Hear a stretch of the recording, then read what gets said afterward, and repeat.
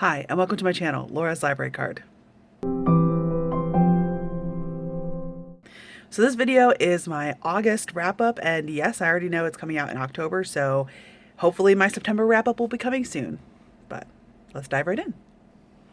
Hi, okay, so camera got full, and I had to take care of that, and now it's dark, so we're powering through. We're gonna do this. We're gonna get this taken care of. So, August, we're on August.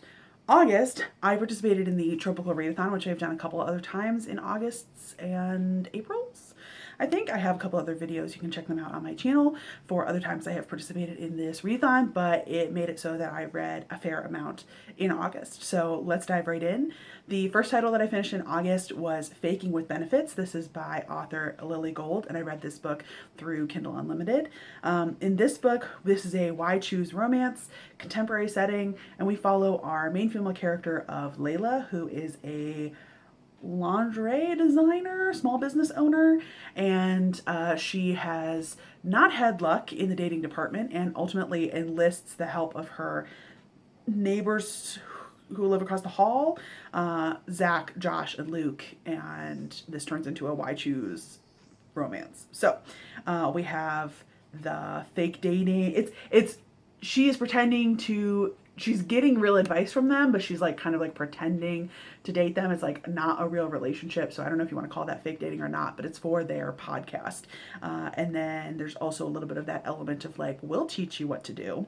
And one of the guys is broody and sort of normal, I think. One of the guys is a sporty jock, sex pot kind of guy. And one of the guys is the sort of older, stern, silver fox kind of stuff. So there's a little bit of an age gap with him.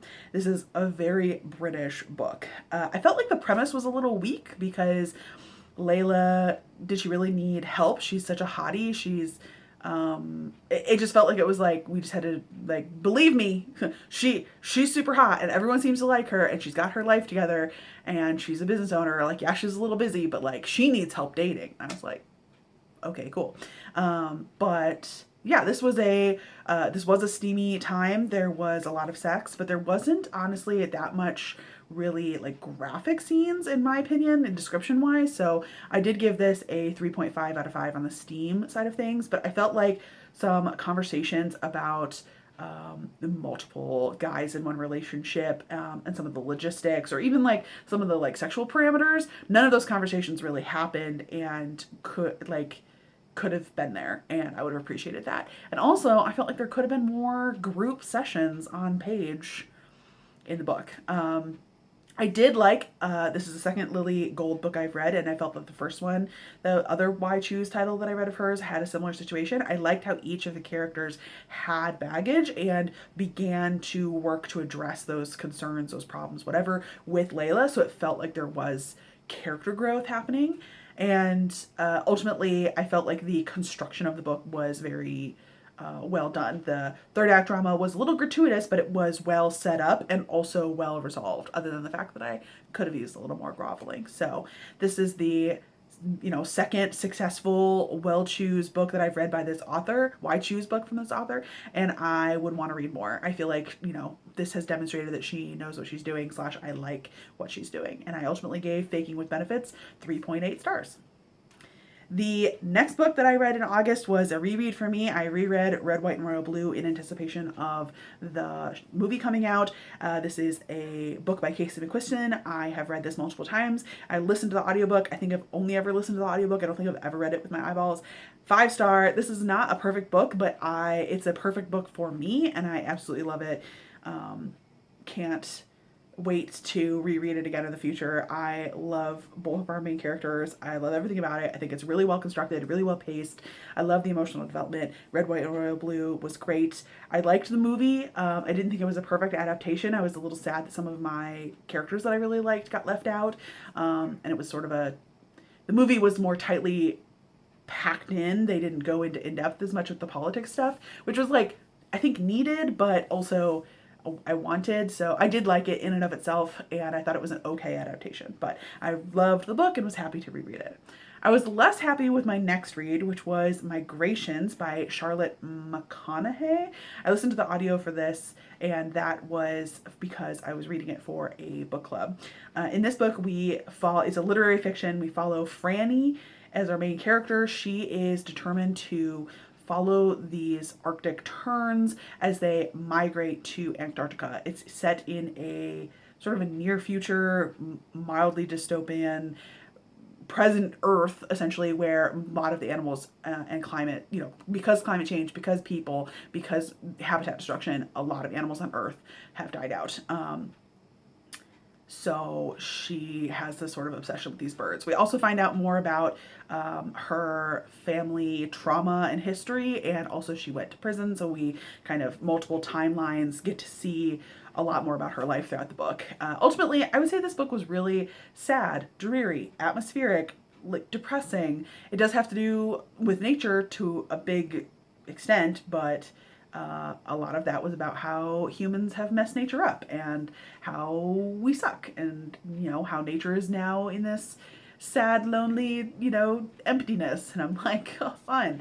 This whole book was just really like stark and depressing, and there was big themes about cold and loneliness and depression and death. So I was, it was not an upper while I was reading it. The main female character, Franny, she has this like wandering soul, itchy feet. She can never stay still. Not just like, oh, I'm jiggling my leg, but like, oh, I know I'm married to you, and without any warning, I will just get up and leave and wander to a different, country. And I'm like, what?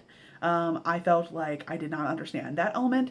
And I felt like there were a lot of elements in this book that were sort of taken too far. The elements of the cold and how she really likes to go swimming in the freezing cold water, how she goes wandering, her extensive passion for animals. Like, I like animals. Like, maybe I'm hard-hearted or cold-hearted. I don't know. I just felt like that was a little bit too much. She also gets married having had one conversation with this guy.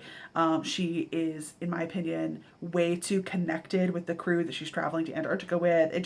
I don't know. She was a very like raw, vulnerable, not very communicative character who was kind of confusing for me. And I think that did not endear her to me and made the book a struggle for me to read. And I felt like the structure of the book with multiple timelines was really only structured that way. So for the shock value of a surprise to find out what happened in her past at the like 85% mark. And you had to read the whole thing of her tortured soul to get there. I felt like it was well constructed. There were a few like lines that were really lovely, but ultimately, to me, this was like 2.8 stars, and that's the end of that. The next book was a little bit, it was a totally different feel-wise. This is All I Wanted Was Sushi, but I Got Abducted by Aliens Instead. Yes, that's the whole title. And this I found on Kindle Unlimited, and the author is Petra Palerno. The premise for this is that our main female character is Opal. She opens her eyes at the start of the book and she has been abducted. She is quickly shot full of hormones that make her feel very lusty, and ultimately she is rescued from becoming a sex-trafficked sex slave by our male love interest, who is the prince of this planet, Prince Kian, and he thinks that Opal is his mate, and he is this sort of aquatic shark boy kind of guy. It has themes of abduction, insta-love, insta-lust. It's a monster romance. He's royalty. She's been kidnapped / abducted. She is kidnapped at another plot point in this book. He thinks that she's his mate / fated mate. This was really just a wild ride. It is definitely chock full of action and full of sex scenes, but there is minimal character development and minimal relationship development and not very much world building. And so I feel like it really could have actually been a better book if it had been like 50 or more pages longer.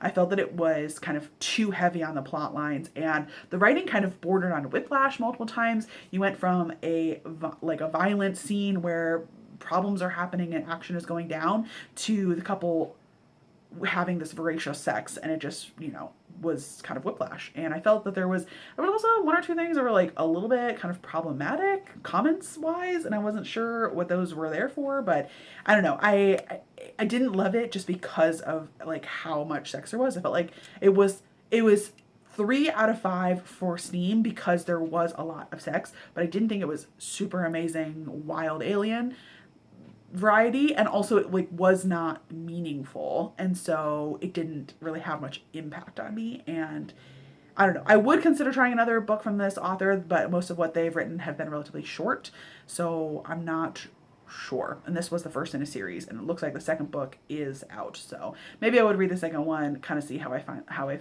fully feel. The next two titles that I read were both sequential art graphic novels. The first one was Spy Family, Spy Family, Volume 1. The author is Tatsuya Endo, and I read this digitally for a buddy read with some friends.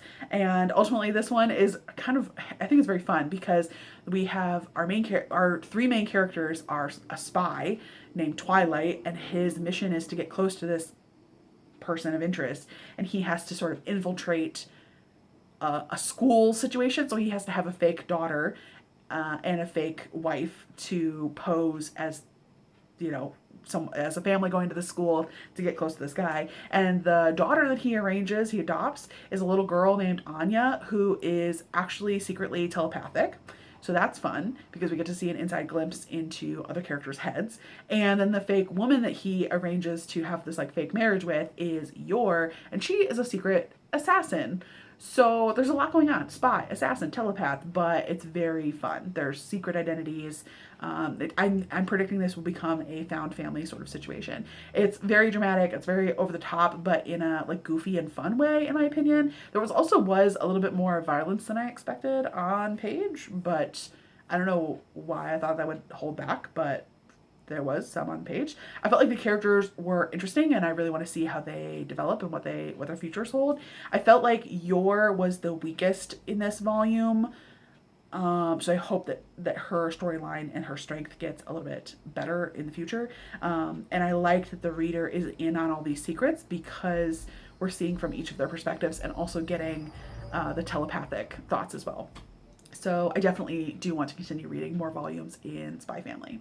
The second book was The Tea Dragon Society. This is by Kay O'Neill. I also read this digitally for that comic club that I mentioned before. And this is absolutely adorable. We follow Greta as our main character. She is an apprentice to a blacksmith, who I think is her family member, her mom. And she's enjoying blacksmithing. She rescues this tea dragon and returns the tea dragon to the caretaker of the tea dragon, and starts learning about how to care for tea dragons and sort of their history from the caretakers of the tea dragons. And so this ultimately just is so cozy and whimsical. Yes, there's some fantasy and sort of magic, but and these little dragons, but it's just very sweet and a found family strength, and also like mildly slice of life because there's not a lot of plot really. The art style is absolutely stunning. It's adorably soft, gentle, whimsical vibes, and I felt like that translated really well for the actual story itself. There's really like no angst or tension and very low plot, but there are themes throughout of tradition and love and sort of balance and happiness, and it's very inclusive story and characters, and I just really loved how charming it was, and I want to know more from the world. So I absolutely must continue reading in this series, and I gave The Tea Dragon Society 4.2 stars. I didn't mention it, but I did give Spy Family Volume 1 3.8 stars. It would have been higher, but like it's just Volume 1, and I think that as a series, that rating will probably continue just to go right up. The next book is The House of Eve by Sadeqa Jones. I listened to the audiobook for a book club, and this is a literary fiction novel that follows two main characters. We have Ruby, who's a teenager. This is set in like the 1950s. The whole cast pretty much is all black characters. It's set in the 1950s, Philadelphia and DC. Ruby is a teenager. She sort of starts this romance with a guy she knows she shouldn't, and even though she knows she shouldn't, she ultimately does get pregnant, and this is going to potentially ruin her chances to go to college and be the first person in her family to go to college. Eleanor, meanwhile, is another character who is in college, and she meets this guy who is also black, but like almost white passing, like he's so light skinned, and he is from this like upper crust sort of wealthy family. And when she gets pregnant and they discuss getting married because she just got pregnant, like she's kind of brought into this world of class at a class that's higher than what she was raised. So I felt like this book was very interested. Like I was interested in it when I first opened it because I was like, ooh, 1950s, like a black whole cast. Like this has a lot of themes I could tell just from reading the back about class, race, colorism, motherhood. All of those are true. Pregnancy, all of those do remain true. And I do feel like the book was pretty readable. Like it was not troublesome to read, and I didn't feel like it was too slow, but it was really, really predictable for me. And I felt like it was really not saying anything I haven't read before, where there was, marginalized characters, especially young women who have to face the consequences of their actions, especially when those are resulting in like pregnancy with, people you may or may not, really shouldn't be maybe having a relationship with. And I don't know if this was because I am female and was like basically warned and had been given messages my entire life about, having sex and premarital sex and, all this purity culture and all that stuff. The other two people in my book club are a woman and a man, and the woman agreed with me that like it was very like predictable, and the guy was like, well, I really liked it. It made me think about a bunch of stuff I never thought about before. And I was just like, patriarchy. So yeah, ultimately, and because we split the plot lines and storylines between these two characters, it's very difficult to make those storylines even or equal. And I felt like Ruby really did have a lot more tension, heartache. She had higher stakes. She felt like a stronger character because she had more that she was going through. Whereas Eleanor, in my opinion, like had it kind of easier and didn't have as strong of a storyline. But yeah, I did like that there was, obvious messages about how motherhood is complex and family dynamics are complicated. And I also really liked that both of our main male characters were not bad guys. They both like wanted to step up and really felt in love with our main female characters. And so that was like the only part of it that I was like kind of surprised by in the whole book. But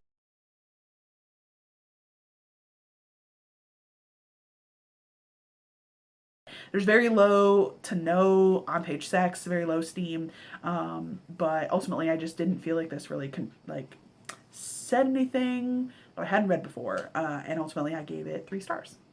The next title is Liberty Falls. This is by Lee Jacquot, which I read on Kindle Unlimited. I read this because I wanted a book that had to do with the holiday, and this was a short novella. We follow Aria and Cameron. She's the sheriff, head cop. I don't know. She's like in law enforcement, and he is the head firefighter guy. They knew each other in childhood. They have had sort of this rivalry since childhood, where they're constantly teasing each other, playing pranks on each other, have banter, etc., making bets against each other.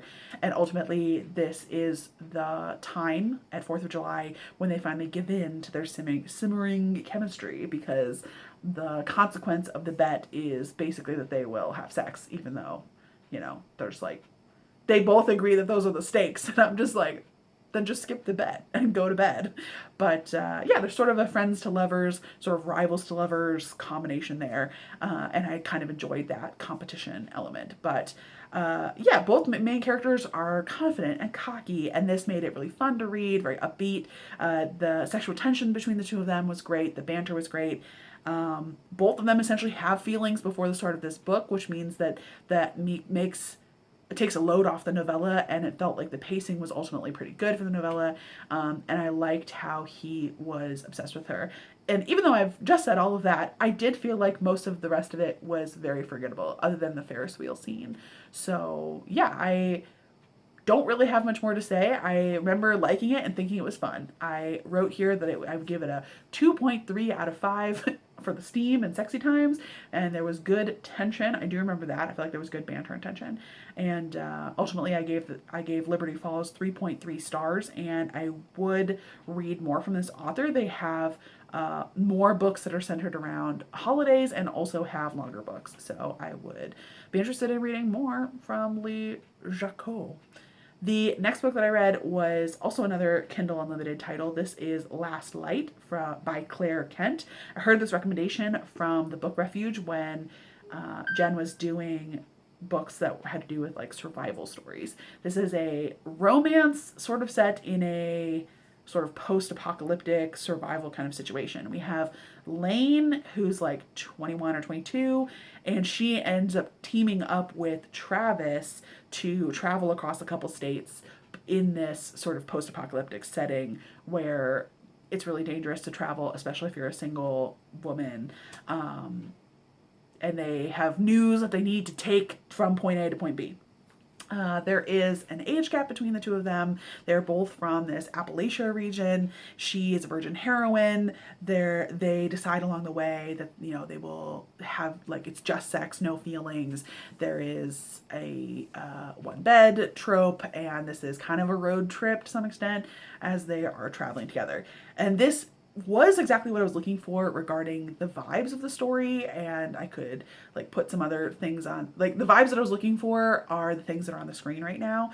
And I will say I think this book would have been excellent if I had enjoyed the sex more, and if it wasn't so strongly Appalachian, which is part of what was contributing factor to the sex scenes. I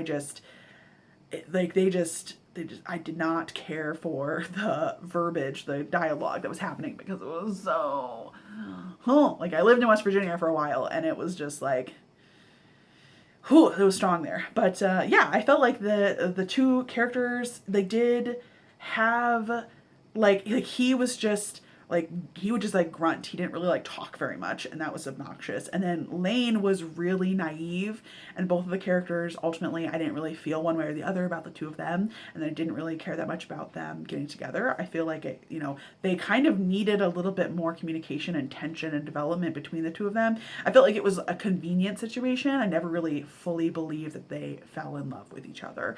And like the whole premise of like, we have this urgent news that we need to get to where we're going, like that, it was just this kind of like long drawn out road trip situation, and the like tension or pull was very easily forgotten. So yeah, ultimately I felt like the sex was, I only gave it like a 2 out of 5 because I just did not find it very sexy. I felt like it was also kind of like a little too realistic, which sometimes can be nice, but also when when I'm reading a romance for escapism and it's like a survival story, like I don't want them to be like, wow, you stink because we haven't been able to bathe, but like, let's get it on.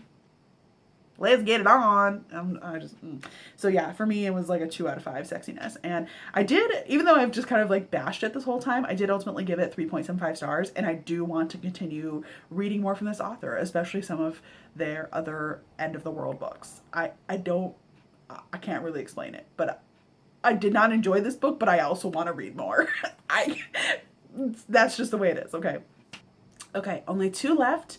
And the second to last book that I'm going to talk about is They Came to Slay, The Queer Culture of D&D. This is a nonfiction title by Thom James Carter. And this is a relatively short book, nonfiction about the history of Dungeons and Dragons and the queer community that is part of our current culture and the company itself, Wizards of the Coast. So I thought it was kind of an interesting read. I did feel like this book should have either been like a full length, another 100 pages where the author really chose to go in depth, or this really should have been an essay. I felt like the level of discussion that of the author's points that were made was not an in-depth read, and yet also at the same time just a lot of quotes about the point that the author was trying to make, and it was kind of repetitive. So I was very kind of confused as to who the intended audience for this book was, because I am queer and I am into Dungeons and Dragons, and everything that was established was kind of like, yeah, okay, I get it. I know, like, duh, those are my experiences. So the points kind of felt very obvious and overstated, but who would be picking up this book if it's not someone who's already interested in D&D? So I don't know. I felt like this really could have made a stronger impact if it had just been like a hard-hitting essay instead of this kind of awkward length book. But the structure was good, and I liked that the author had gotten so many quotes from a wide variety of people, and I think this is an important topic. So ultimately, it was done well, but I don't rate my nonfiction titles. And the last book that I'm going to discuss is The 7-Year Slip by Ashley Poston. This is a contemporary romance that has magical realism and time travel, if you want to call that contemporary romance. Basically, we follow our main female character, Clementine. She is kind of at a rough point in her life, and she is still experiencing some grief and depression after the death of her beloved aunt. But then the apartment that she has inherited from her aunt is kind of magical and takes her back in time 7 years, and she runs into this guy who was staying in the apartment 7 years ago. And in the present, Clementine is also meeting that same guy. So she's seeing him 7 years ago and now. So this has obviously time travel elements, magical realism elements. Clementine is on her own personal journey of growth and self-discovery, and there's also an only one bed trope, so it was a good time. I personally love time travel, multiverse, those kind of stories that have those elements in it. I love that. I did also enjoy seeing how Clementine was exploring her grief and kind of learning about herself and sort of coming to accept where she was at this point in her time. I thought that was really interesting. I did feel like when Clementine meets young, he goes by James in the present, and his, I think, name in the past is like Ewan? Yeah, Ewan? Iwan. I felt like when they first met 7 years ago, it's like almost too much insta love. Their connection is not like all, like magical, and I was just kind of like, okay, like, and therefore I also didn't feel like Clementine connected very much with the current present day him, going by James, and so I felt like there was an imbalance there with her relationship to young him versus her relationship to like current him, and I wanted a little bit more discussion about like what life had been like for him in the past 7 years. But yeah, ultimately I felt like the writing was engaging. There was a lot of foreshadowing throughout this book. I felt like the ending was like a little rushed, but I was satisfied ultimately. And I wasn't able to really predict this book too much, but I also was not surprised by almost anything in the book. So yeah, I think it was a good reading experience, but I did have to reread the whole blurb before I remember to talk to you about this. So I don't know how long this title is going to stick with me. Any sort of steam or sexiness is kind of limited, maybe closed door, not very graphic, but it was nice, and it was purposeful for the plot, and so I'm going to give it like a very solid 2 out of 5, and I would rate the whole book as overall as a 4 stars. People in the book discussion that I went to about the 7-Year Slip most of them said that they liked The Dead Romantics, I think is the title of her other book, better. So I would potentially be interested in checking that one out, but yeah, I liked The 7-Year Slip well enough, and I don't know the premise of her other book, so yeah, ultimately, over those 3 months, I finished 25 different titles. There were a number of ones I didn't talk about here that were DNFs, because I intend to do a whole DNF video. Could you please stop messaging me?